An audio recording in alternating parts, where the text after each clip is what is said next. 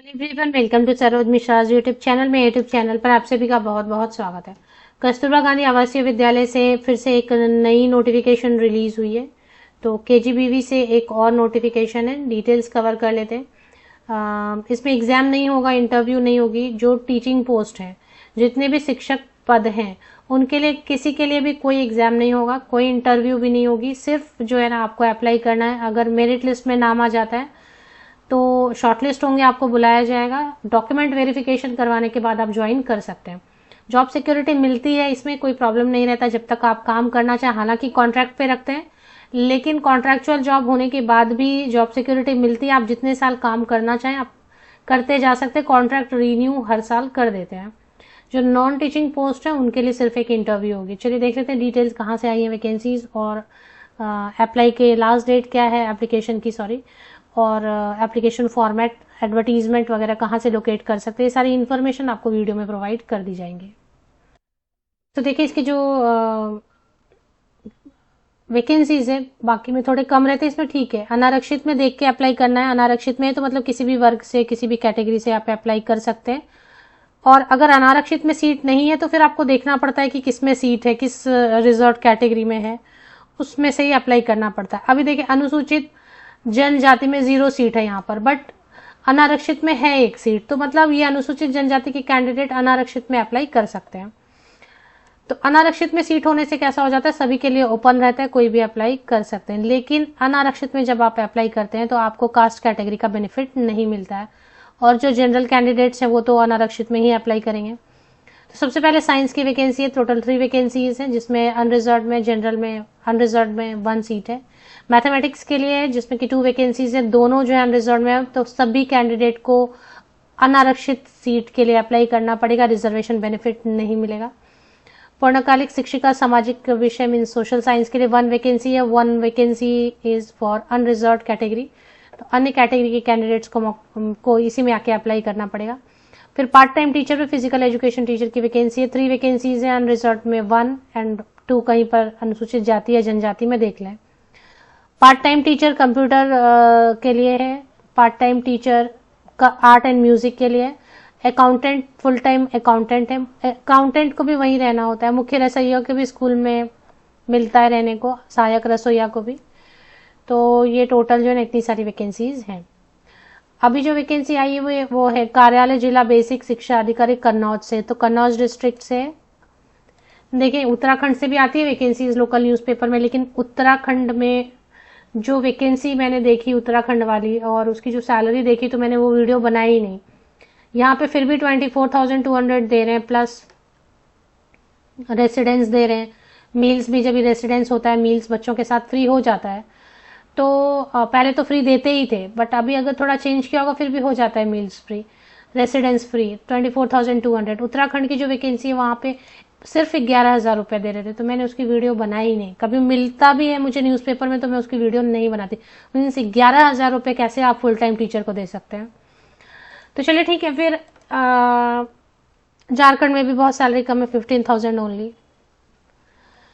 तो अब जैसे फुल टाइम टीचर हैं तो उनको वहीं पे फ्री रेसिडेंस अवेलेबल कराया जाएगा, वहीं रहना होगा स्कूल में। हॉलीडेज में आप जा सकते हैं, लीव्स लेके, पर्सनल लीव्स लेके जा सकते हैं घर, ऐसे वहीं पे रहना होता है स्कूल में। तो वार्डन होते हैं, हालांकि वार्डन रिस्पॉन्सिबिलिटी लेते हैं, लेकिन क्योंकि अब रेसिडेंशियल गर्ल्स स्कूल्स है तो फुल टाइम टीचर्स को वहीं रहना होता है। अकाउंटेंट को भी वहीं रहना होता है। पार्ट टाइम टीचर्स जो है अंशकालिक, जिसमें लिखा हुआ है, सिर्फ वो कैंडिडेट जो है ना घर जा सकते हैं। आपका लेक्चर हो गया, आप घर जा सकते हैं। पार्ट टाइम जहां अंशकालिक लिखा है। सभी पोस्ट के लिए सिर्फ और सिर्फ महिलाएं आवेदन करेंगे, ओनली फॉर फीमेल कैंडिडेट्स। अब विज्ञान वाला में ZBC means zoology botany chemistry. Zoology botany chemistry combination से आपका ग्रेजुएशन होना चाहिए। यूपी टेट पेपर 2 या फिर सी टेट पेपर 2 होना चाहिए। साथ में ऑफकोर्स बीएड या फिर LT होना चाहिए। मैथमेटिक्स के लिए जो अप्लाई करेंगे, physics chemistry mathematics PCM combination से ग्रेजुएशन, यूपी टेट पेपर 2 या फिर C TET paper 2 plus BEd या फिर LT होना चाहिए। सोशल साइंस से जो अप्लाई करेंगे वो geography, history and political science में से किसी एक सब्जेक्ट से। तो इसमें कॉम्बिनेशन नहीं मांग रहे हैं, यहाँ पे कॉम्बिनेशन मांग रहे हैं। यहाँ पे साइंस एंड मैथ्स में कॉम्बिनेशन मांग रहे हैं।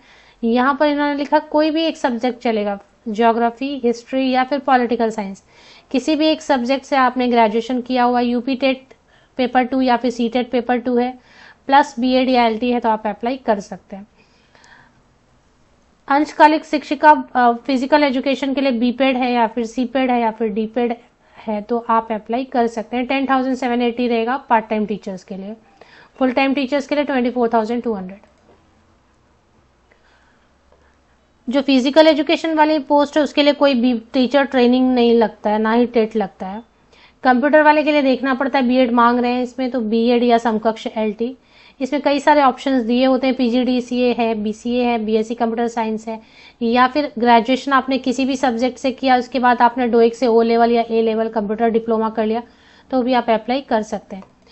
आर्ट एंड म्यूजिक के लिए अब इसमें टेट नहीं मांगते, कंप्यूटर वाले में बीएड तो मांग रहे हैं, टीचर ट्रेनिंग मांग रहे हैं, वो भी अब मांगना शुरू किया, पहले तो बीएड वगैरह नहीं मांगते थे, बट अभी बीएड वगैरह भी लेने लग गए हैं कंप्यूटर में भी। आर्ट एंड म्यूजिक में भी अभी तक बीएड नहीं मांगते हैं, सीटेट टेट नहीं मांगते हैं, तो आप ग्रेजुएट हैं कला मीन्स बीएफए रहता है ना, बैचलर इन फाइन आर्ट, या फिर कला क्राफ्ट या म्यूजिक किसी से भी आपने ग्रेजुएशन किया हुआ है, तो आप अप्लाई कर सकते हैं। लेखाकार बहुत अच्छी पोस्ट है, कॉमर्स ग्रेजुएट बिल्कुल अप्लाई कर सकते हैं। इसमें अगर कोई कंप्यूटर का सर्टिफिकेट होगा तो आपको प्रेफरेंस देंगे, जरूरी नहीं है, मतलब any commerce graduate can apply. अगर थोड़ा सा एमएस ऑफिस वगैरह तो सबको आता है, नहीं आता है तो सीख लेंगे 1 वीक में। पावर पॉइंट, एक्सेल सीट, क्योंकि अकाउंटेंट है तो एक्सेल सीट आना चाहिए।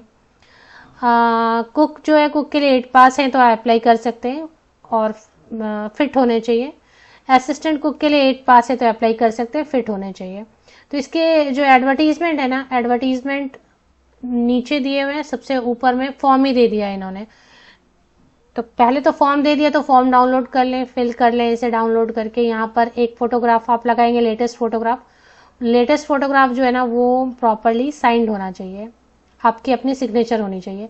इसके बाद इसमें जितने भी क्रेडेंशियल आपने जो भी मेंशन किया वो सब फोटोकॉपी आप लगाएंगे। 10th ऑनवर्ड्स जो क्लास 8 है ना, जो नॉन टीचिंग, उसके लिए क्लास 8 वाली प्रूफ देंगे। अदरवाइज बाकी जो है टीचिंग पोस्ट, उसके लिए आप 10th ऑनवर्ड 10वीं से लेके अभी तक जितने भी पासिंग सर्टिफिकेट है, मार्कशीट है, ईयर वाइज, सेमेस्टर वाइज, आपकी आइडेंटिटी प्रूफ है, आधार कार्ड या जो भी है। इसके बाद पासपोर्ट साइज फोटोग्राफ, ये सारी चीजें जो आप लगाएंगे, अटैच करेंगे फोटोकॉपी, और डिक्लेरेशन है ये फिल करेंगे। अगर आप कैटेगरी में अप्लाई करें, कास्ट कैटेगरी में, तो यूपी का डोमिसाइल होना होगा और यूपी का आपका कास्ट कैटेगरी का सर्टिफिकेट होना होगा, अगर आप कास्ट कैटेगरी का बेनिफिट ले रहे हैं। 45 years, 25 to 45 years age limit रहती है इसकी। सिर्फ और सिर्फ रजिस्टर्ड पोस्ट ही यूज करना है। यहाँ पर ना बड़ा रेस्ट्रिक्टेड रहता है, अगर इन्होंने लिखा है कि पंजीकृत डाक मीन्स रजिस्टर्ड पोस्ट, तो रजिस्टर्ड पोस्ट ही यूज करना, दूसरा कुछ यूज नहीं कर सकते अप्लाई करने के लिए। भेजना कहाँ पर है, फॉर्म वगैरह सब अटैचमेंट वगैरह लगा के। केवल महिला अभ्यर्थी, पुरुष अभ्यर्थी अप्लाई नहीं कर सकते। पंजीकृत डाक मतलब गवर्नमेंट पोस्ट ऑफिस जाएंगे, उनको बोलेंगे रजिस्टर्ड पोस्ट से भेजना है, तो वो उसके लिए आपको डाक टिकट बता देंगे। कार्यालय जिला बेसिक शिक्षा अधिकारी कन्नौज, यहाँ पर आपको भेज देना है, बस इतना ही दिया, पिन विन दिया नहीं है, पिन देखते नीचे कहीं दिया होगा। 5 कस्तूरबा गांधी आवासीय विद्यालय इस जनपद में है, इस डिस्ट्रिक्ट में। अब इसमें 25 to 45 ईयर्स तक की फीमेल कैंडिडेट अप्लाई कर सकती है। तो जो एज कैलकुलेशन है 1 अप्रैल 2024, 1 अप्रैल 2024 को बेस लेके आप एज कैलकुलेशन करेंगे। 45 वर्ष तक की महिलाएं जो है ना आवेदन कर सकते हैं। तो ये सब है, और इसमें जो पॉइंट्स हैं ये आपको पढ़ लेने चाहिए। आवेदन पत्र के साथ क्या क्या लगाना है, पॉइंट नंबर 15 को ठीक से पढ़ें, इसमें क्या क्या लिखा है। पॉइंट नंबर 15 को ठीक से पढ़ें, इसमें क्या क्या लिखा है यहाँ पे देखें। और एड्रेस मैंने आपको बताया ना, नीचे दिया होगा अच्छे से एड्रेस।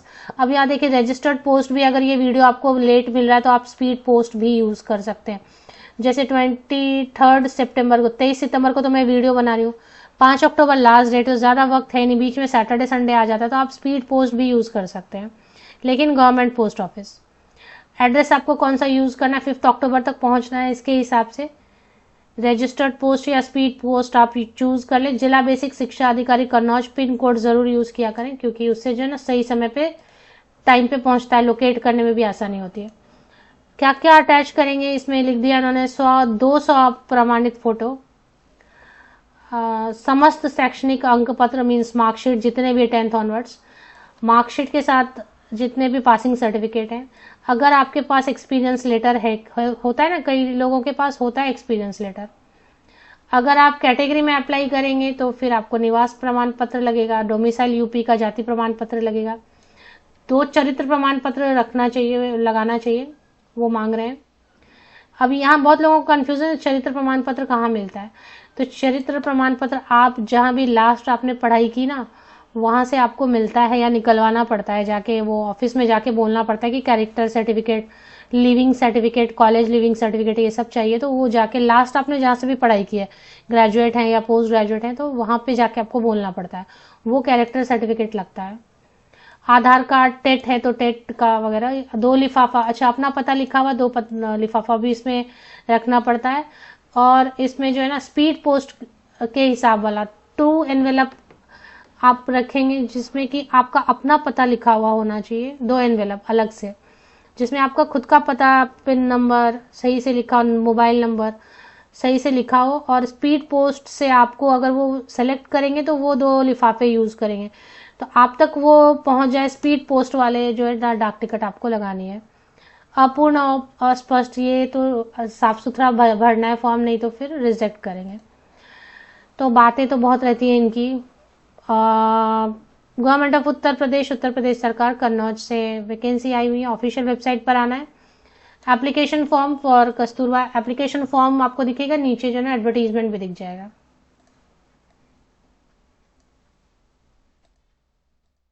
ऑफिशियल वेबसाइट के लिंक के लिए मेरे इसी यूट्यूब वीडियो के डिस्क्रिप्शन बॉक्स को नीचे तक स्क्रॉल डाउन करके चेक कर लें।